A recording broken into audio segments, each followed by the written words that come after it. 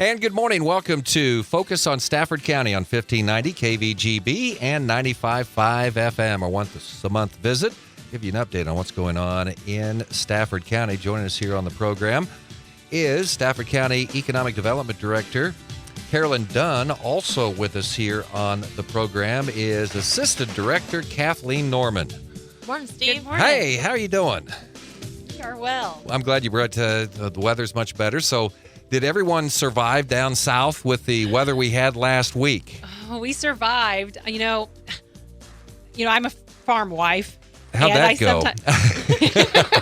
I sometimes joke, I grew up on a farm, I know what needs to be done, but it's not what I spend my day-to-day usually doing. When they pull me into things, it's JV team, is in for play. And JV team did get pulled in on a couple of occasions. Well, so that's what's kind of like being on a ship and they start getting the life rafts down then? Okay, this is bad. So you got a lot of cattle, right? That is the biggest part of what supports our livelihood is the cattle side of things. We're diversified. But yes, we were calving through that. And can't you set that up to do it at a different time of year? I know. Every year I go, Brian, you did have control over when these cows got bred, but it's kind of fascinating. One of the things that I kind of learned through this is that when cattle have ice on their hair, it's actually kind of an indication that their metabolism is working well. Through one of those nights I was out with Brian and we were, looking at the cattle and you could see steam coming off of them. Well, their body is generating the heat that it needs to stay healthy.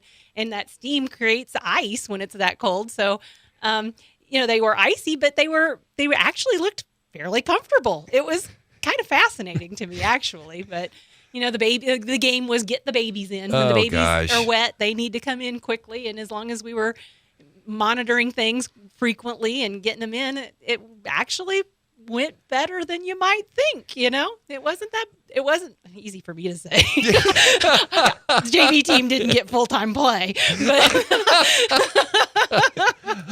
well, Ashley needs to know about all this stuff. Did you bring Ash in? Did you get called out to the farm or anything? I did not get called out to the farm, which is probably a good thing since I grew up in the suburbs, and so I have very little experience with animals. Well, it's been a great learning experience for you. So, well, all right, good job, JV team, stepping up and being there to help run the operation.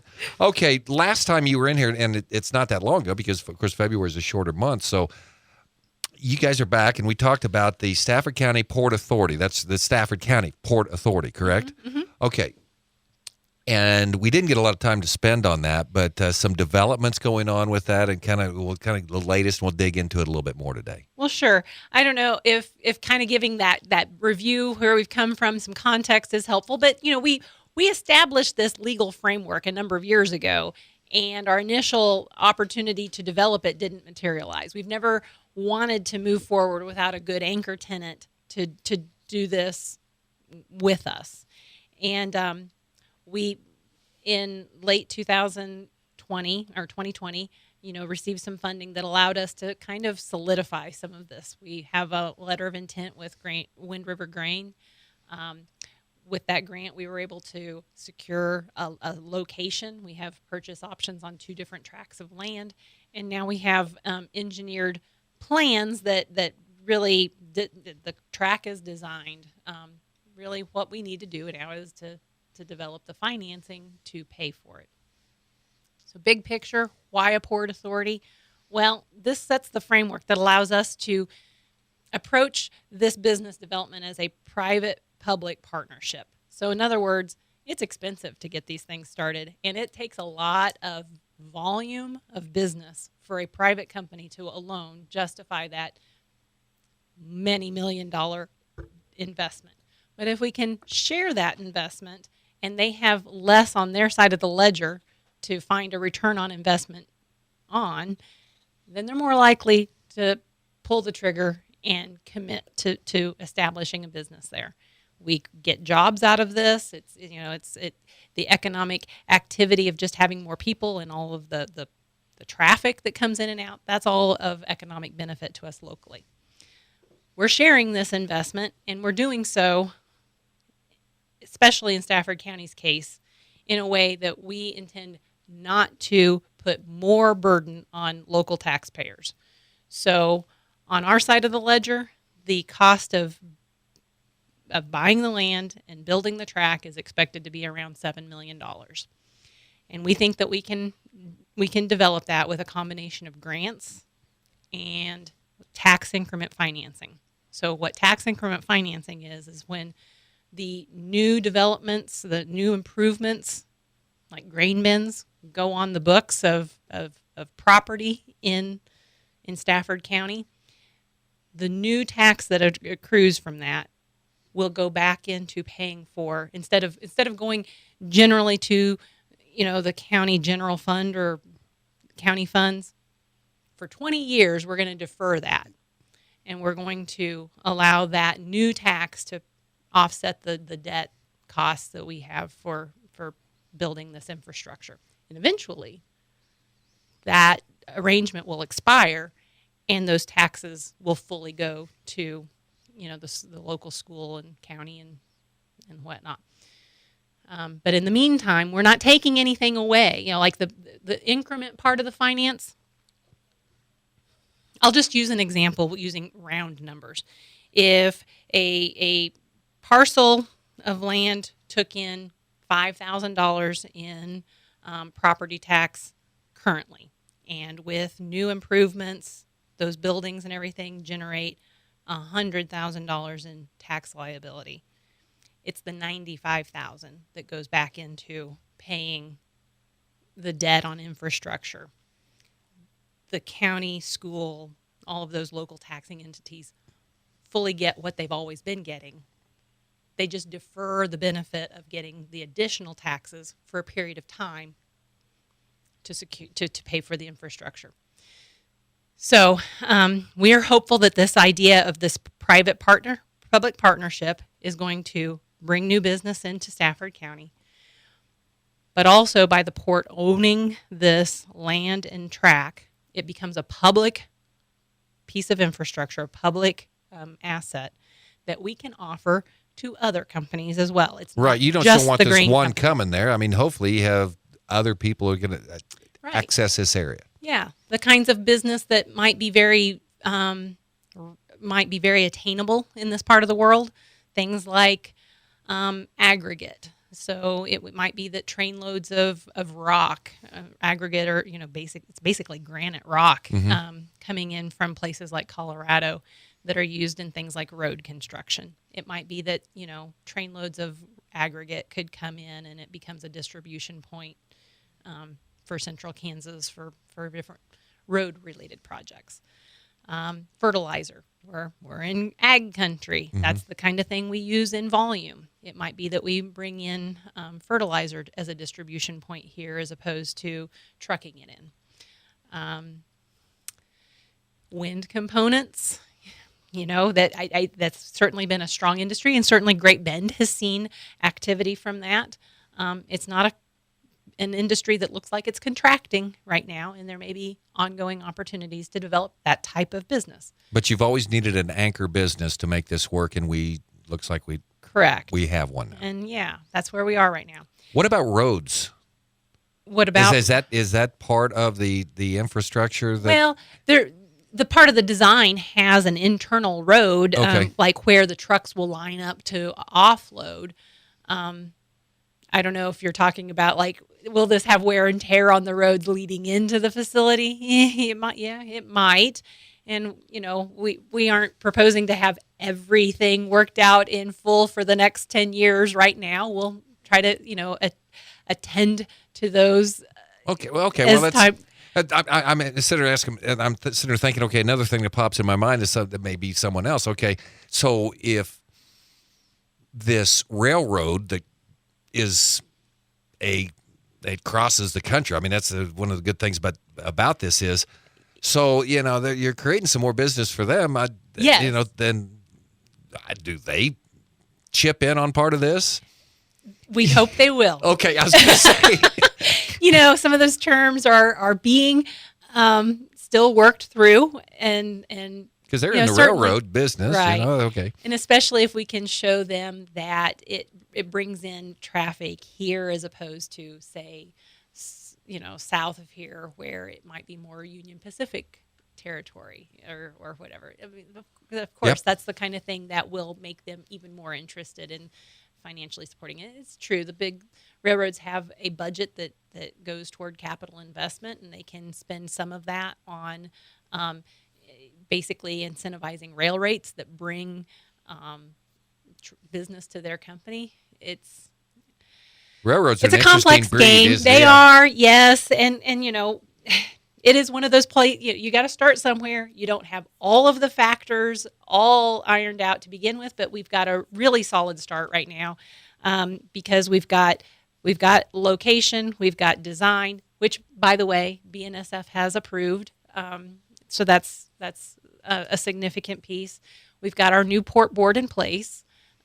Looking back to 2015, we established a board, but it had essentially gone idle after things didn't materialize at that point, and our board members had all expired terms. So looking into 2021, our county commission has reappointed board members, so we have a fully active, new port board, reinstated bylaws or reaffirmed bylaws, and so where we are right now with the kind of the port board structure is that they must by statute publish a plan for development. So that's what we've done at this point. We have, as a port board, said here's our plan. It includes a schematic of what the rail, how that layout will be. So we are putting it out right now for public comment. We'll have a public hearing on that on April 21st at 8 a.m. at the Stafford County Annex. And in the meantime, we'd invite anyone to take a look. I mean, sometimes it's easier to see what that is, and it's on our website, staffordport.com. They can take a look at the written plan for development, and then there's also a schematic, a design layout that they can see. So we're in that process of the public endorsing, or at least they have the opportunity to make comment on it and raise concerns if they have them. We're in that process right now.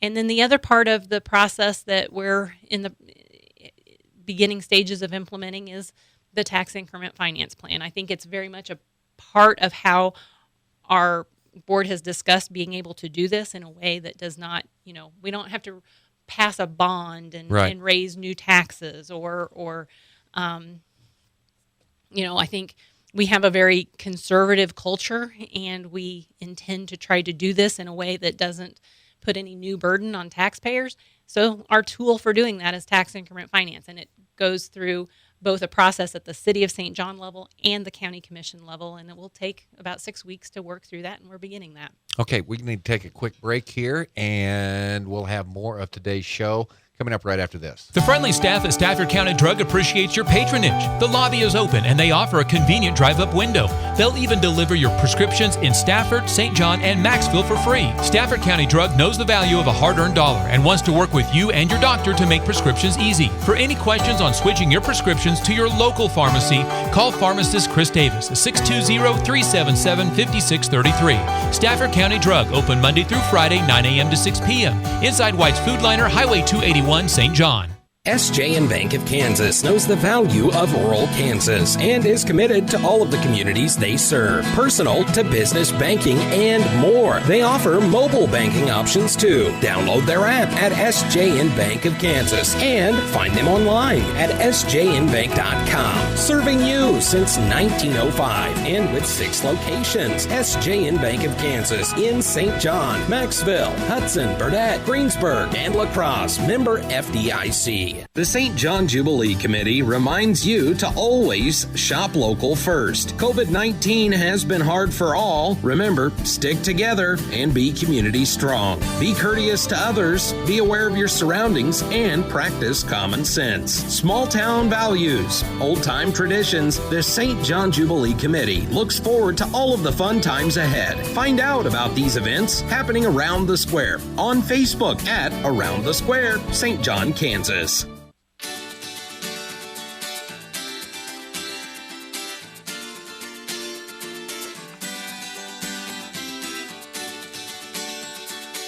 I don't know. Okay, very good show here today, talking about the Port Authority and an anchor tenant, which is Wind River Grain, based in Garden City. Mm-hmm.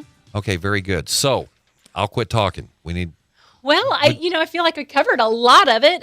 That's where we are right now. We'll be initiating the process with both, like I said, the City of St. John and the county for doing a tax increment finance district and plan.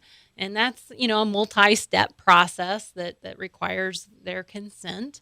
We'll initiate that soon. I think maybe one of the things I might offer is some clarification is people will ask, well, why does the City of St. John need to be involved in that when the location is outside of city limits? Well, the answer to that is that the authorization to have a tax increment finance district, the state law that allows that system to exist, is under municipal code. So it's a tool of municipal economic development, but it also allows, it doesn't have to be within city limits to do that. So there is a process that you can work collaboratively with the city and the county in order to carry it out, and that's what we're having to do. One of the things that's interesting about this was you said the Port Authority, and I think that's when we first started having the show on the air, which was longer than I care to think about. I mean, how long? 2014 or 15. Yeah, when we were starting this. So we started, and you started talking about this Port Authority, and people were saying, "Well, what is a Port Authority for air?" But there were so many legal hoops you had to jump through just to get this established. To get to this point. I mean, It's not something, let's put this Port Authority together, then we'll get this tenant, and here in the next 5 months, we'll have a business there. It's different than, for example, setting up an LLC where, you can just work with an attorney, establish the legal documents, file them with the Secretary of State, and you're done.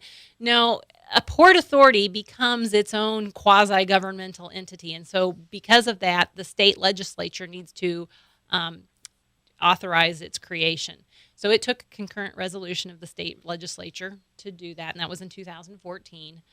And then the county needs to say, well, yes, we want to take that authorization. We want to actually carry this out.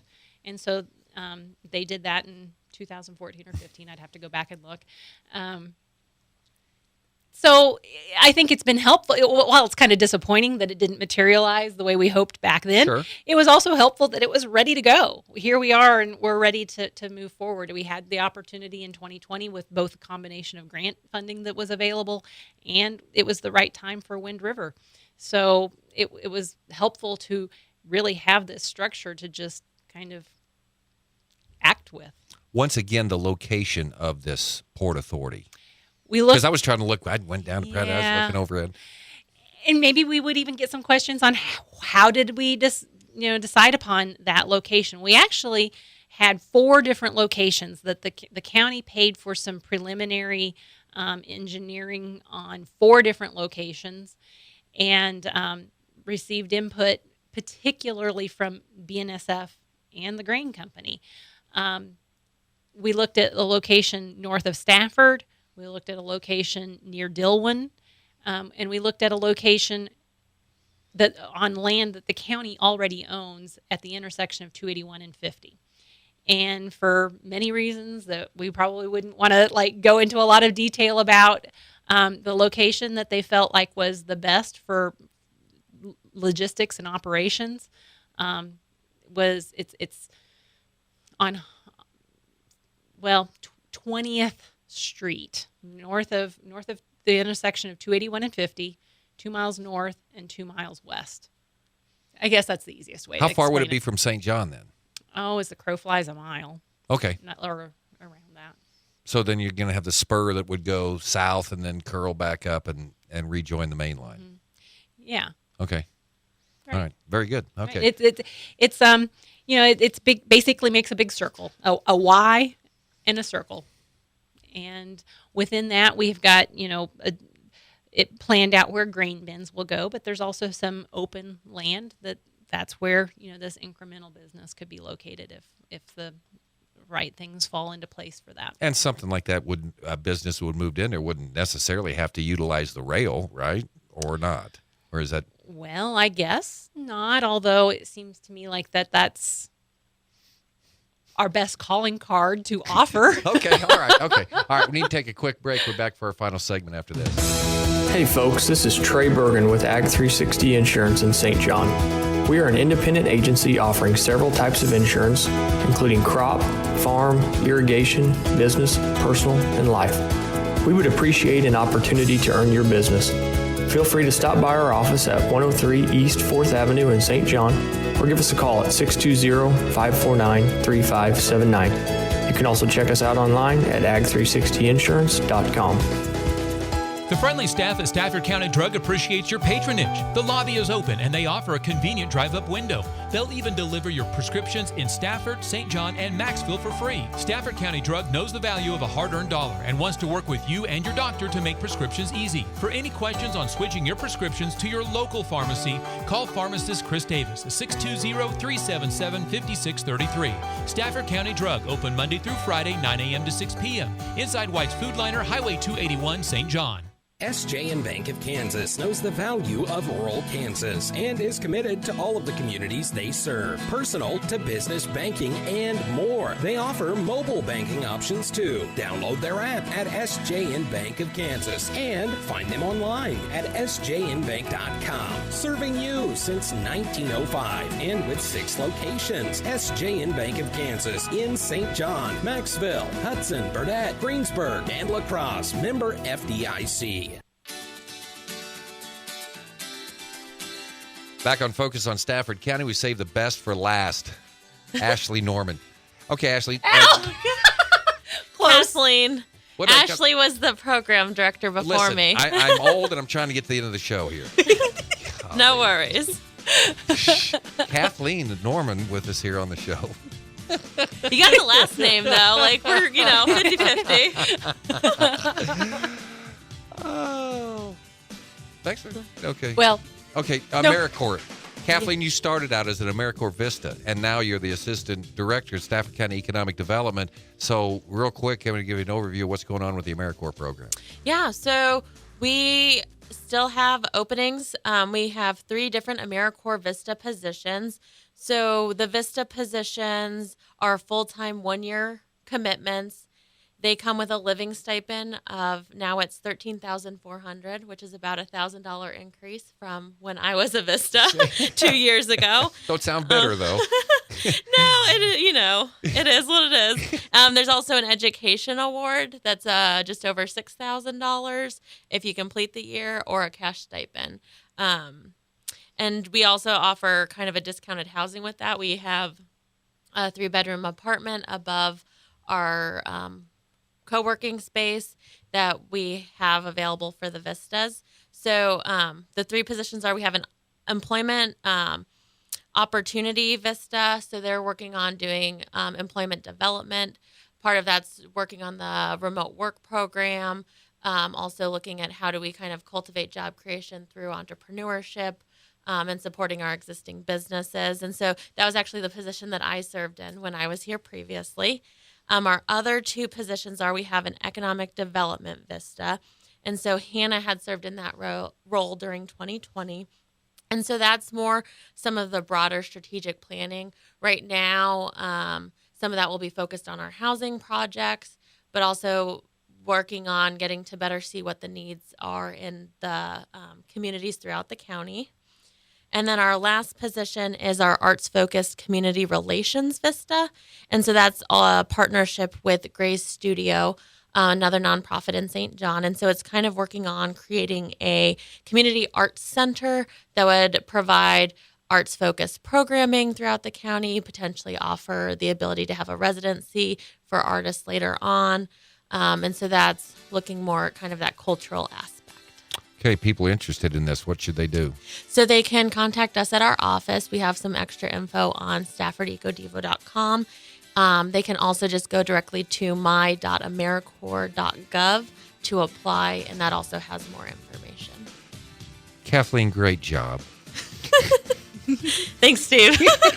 And because we love working with young adults so much, we also have another developing opportunity over the summer that includes another opportunity with Bike and Build. So shorter term, 8-week internships.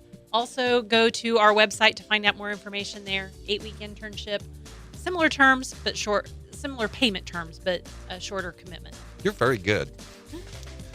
Thank you. That's our show today. Kathleen Norman joining us here on the was program. getting the- Ashley Norman, for God's sakes. Carolyn I was Dunn, getting the also. cane. Banks I and was Dunn, getting the also. cane. Banks I and was Dunn, getting the also. cane. Banks I and was Dunn, getting the